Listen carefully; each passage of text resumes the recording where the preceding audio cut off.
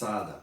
Hoje nós vamos trabalhar a isoterma de Andrews, um assunto extremamente interessante, tá? E que vai combinar com o conceito de vapor e gás, né? Como eu havia prometido para vocês que eu ia te explicar a diferença de vapor e gás, tudo bem? Então vamos lá. Galera, o que é uma transformação isotérmica, né? Já estou adiantando aqui um pouquinho a nossa matéria. Lá no estudo dos gases, a gente estuda que uma transformação isotérmica obedece à famosa lei de Boyle, tá? PV igual a constante.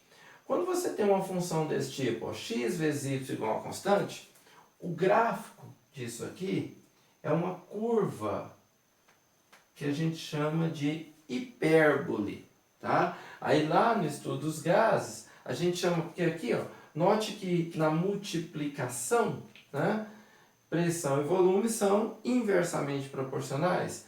Quanto maior o volume, menor a pressão e vice-versa, para que seja constante. Então o gráfico é esta curva que a gente chama de hipérbole. Lá na termodinâmica, inclusive, né, no estudo dos gases, a gente chama essa curva, essa hipérbole de isoterma. Por quê? Porque todos os pontos estão sob a mesma temperatura. Ok?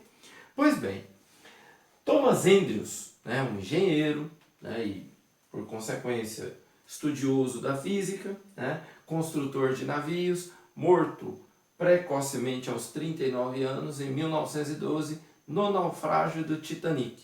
Tá? Ele fazia parte dos engenheiros que estavam a bordo do Titanic para fazer anotações. Conta-se que ele foi um dos grandes heróis do Titanic, apesar de ter morrido no naufrágio, que ajudou a salvar muita gente. Tá bom? Mas vamos lá.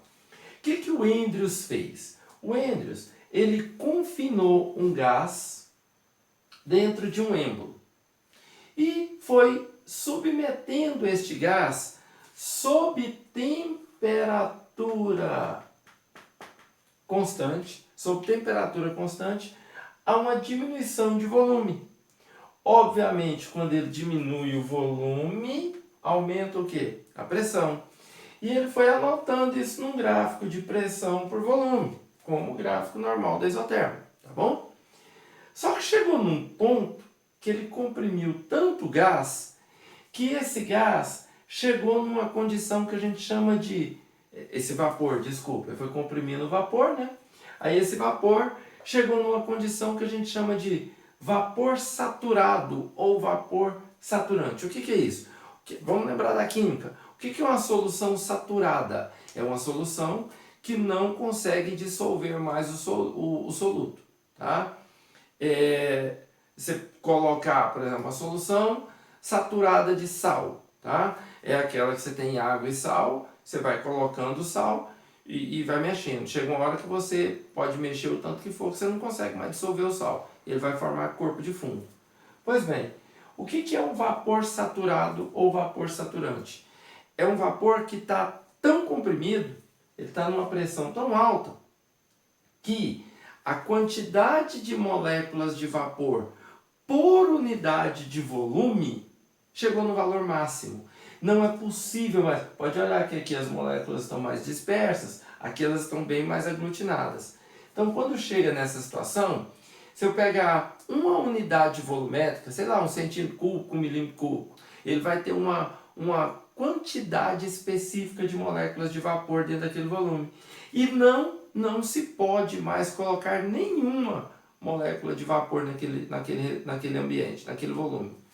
Então, o que acontece? Quando o vapor chega nesse estado, a gente chama ele de vapor saturado ou saturante. E a pressão associada a isso, a gente chama de pressão máxima de vapor. É a máxima pressão que aquele vapor consegue experimentar. Lembrando que o que define a pressão num recipiente? O número de colisões que as moléculas fazem com a parede. Se o número de moléculas chegou no máximo por unidade de volume, essa pressão também é a máxima. Pois bem, mas se continuar espremendo o êmbolo? Se eu continuar espremendo o êmbolo, já que não cabe mais moléculas de vapor por unidade de volume, essas moléculas vão se agrupar e vão sofrer liquefação. Então, eu tenho aqui o começo da formação daquilo que a gente chama na química de corpo de fundo. Então eu vou formar o que seria o corpo de fundo de um gás? Líquido. Então o que começa a acontecer? Se eu for comprimindo isso aqui, ó, vai chegar um ponto, a partir deste ponto aqui, se eu continuar comprimindo, ao invés de aumentar a quantidade de moléculas de gás por volume, porque eu diminui o volume total, essas moléculas de gás se aglutinam e formam líquido. Então tem a formação de líquido. Então neste trecho aqui eu vou ter vapor e líquido. Agora, o vapor aqui dentro, ele deixou de estar saturado? A quantidade de moléculas aqui está diferente aqui por unidade de volume? Não. Então ele continua sendo vapor saturado. Então, durante esta compressão, enquanto tiver vapor virando líquido, a pressão de vapor vai ser constante, a chamada pressão máxima de vapor. E o vapor aqui dentro vai continuar sendo vapor saturado. Fechou? Bem legal isso, né? Bom, o que acontece? Se eu continuar espremendo, diminuindo o volume, vai chegar uma hora que eu vou ter apenas o quê? Líquido, tá? Eu vou ter transformado todo esse vapor em líquido. Legal? E aí ele virou todo líquido. E durante esse processo, note que a pressão aqui, ela é constante. Constante em que valor? Pressão máxima de vapor. Legal, né? E aí o que acontece, gente? É óbvio que se eu continuar comprimindo, líquidos são compressíveis? Mais ou menos. Os líquidos não são facilmente compressíveis, né? Eu posso comprimi-los, mas para comprimir o líquido eu preciso de uma pressão absurda, de um aumento absurdo de pressão. Então, o que eu tenho nessa parte aqui? Ó? Nessa parte aqui, por enquanto, eu tenho o quê? Líquido comprimido. Eu tenho líquido comprimido. Tudo bem? Legal. Então, o Andrews desenhou essa curva, que é chamada de quê? Isoterma de Andrews, tá bom? Ele fez esse experimento com vapor de água, né? Fez várias vezes, e também com gás carbônico. Bom, só que aí o que o Andrews fez? Ele fez, vamos supor, ele fez esse experimento aqui numa temperatura constante de, vamos inventar aí, 40 graus Celsius. Aí ele foi repetir o experimento com uma temperatura de 60 graus Celsius. Depois ele repetiu o experimento com 80 graus Celsius e foi aumentando a temperatura. Você concorda comigo que quanto maior a temperatura, maior não é o nível de vibração das moléculas? Inclusive essa é a ideia de temperatura, né? Está associada ao nível de vibração molecular. Então, quanto maior a energia das moléculas, mais difícil é de eu condensar duas moléculas e transformá-las em líquido. Então, o que aconteceu? Quanto maior a temperatura, o ponto onde começava a virar vapor saturado, ele ia diminuindo. Este ponto ia diminuindo. Ou seja, o ponto de saturação diminuía. E aí, o que ele fez? Ele tinha feito essa curva aqui, ó. Quando ele faz com a temperatura maior, ele nota que a pressão máxima de vapor aumenta e o volume de saturação diminui. E aí ele começou a perceber que davam curvas um pouco mais adiante aqui. Essa curva ia aumentando. Ela subia os valores de pressão, os valores de pressão eram todos elevados, e ela subia. O que ele fez? Ele anotou várias dessas isotermas, ó. Temperatura T1, T2, T3, tá? Ele foi subindo a temperatura e anotando. E note que esta região de saturação aqui, ó, essa região de saturação, por quê? O que eu tenho aqui, ó? Nesse trecho aqui, o que eu tenho? Eu tenho vapor, nesse trecho só vapor. O que eu tenho nesse trecho aqui? Vamos fazer aqui, ó. Que é vapor. O que eu tenho nesse trecho? Vapor mais líquido. E o que eu tenho no último trecho? Apenas líquido. Então, o que ele percebeu? Ele percebeu que à medida que ele aumentava a temperatura, a região de saturação ia diminuindo. e ficava desse jeito. E aí, cara, então aqui você tem um isotermo, outro isotermo de Andrews, e vai chegar num ponto, né? Ele traçou uma linha tangenciando a região de saturação. Quando ele tangenciou essa região de saturação, ele escreveu exatamente esta curva, que é a chamada o quê? Curva de saturação. E aí que vem a coisa linda, tá? Essa curva de saturação, obviamente eu vou ter uma isoterma que tangencia essa curva. O que significa isso? Se eu chegar aqui nessa região aqui, ó, onde está lá no pico da curva de saturação, você teria uma cena extremamente linda de se ver, tá? Você pegaria o vapor e ia comprimindo ele, comprimindo. A temperatura desse vapor está tão alta, a energia das moléculas está tão alta, que está muito difícil de você condensar ela, tá?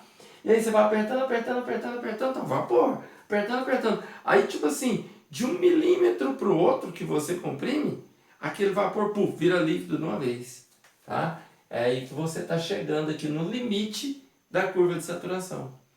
Então, quando eu tangencio essa curva de saturação, a isoterma que tangencia essa curva de saturação, ela recebeu o nome de TC, que significa temperatura o quê? Crítica, tá? Essa temperatura crítica, como a título de curiosidade, no caso da água, essa temperatura equivale a 370 graus Celsius, 374 graus Celsius. A partir disso, tá? Daqui para cima, o que acontece? Se eu tiver outras isotermas aqui em cima, note que aqui eu não tenho a saturação. Por quê? O que a gente tem nesta região de cá? Nessa região a gente tem vapor. O que a gente tem nessa região de cá? Temos líquido. O que a gente tem dentro da curva de saturação? A gente tem vapor mais líquido. Bom, da temperatura crítica para cima, não é possível mais liquefazer um vapor por uma simples compressão isotérmica. Então, daí surgiu sua necessidade. Espera aí. Daqui para cima, o vapor não pode ser liquefeito por compressão isotérmica. Então, ele tem um comportamento diferente. Legal. Então, daí que resolveram chamar o vapor nessa parte de cima de quê? Gás. Então, tá aí o grande segredo. Qual a diferença de vapor para gás? Tá? Eu vou usar um pleonasmo aqui, mas a física tem licença poética para isso, tá? O que é um gás? Gás é uma substância que no estado gasoso, olha o pleonasmo. Então vai lá. Gás é uma substância que no estado gasoso não pode ser liquefeita por simples compressão isotérmica. E o que é vapor então? Vapor é uma substância que no estado gasoso pode ser liquefeita por compressão isotérmica. Fechou? Então tá aí a diferença entre gás e vapor. Bem interessante esta aula. Legal? Tá aqui. Gente, e associado à temperatura crítica, a gente tem também a chamada pressão crítica, tá? É difícil chegar a 374 graus Celsius? Não, tá? Então é difícil você ter gás de água? Ué, por quê? Não é tão difícil chegar nessa temperatura, sim. Mas olha a pressão crítica da água. A pressão crítica da água é 218 atm. Essa pressão é bem pesada para a gente chegar nela. Ok? Tudo bem? Então tá aí, né? Essa aulinha bem bacana que mostra a diferença de vapor e gás, né? E na nossa próxima aula de termologia, tá? A gente vai entrar no estudo dos gases, porque agora a gente já sabe o que é um gás, tá bom? Um grande abraço para vocês, tudo de bom.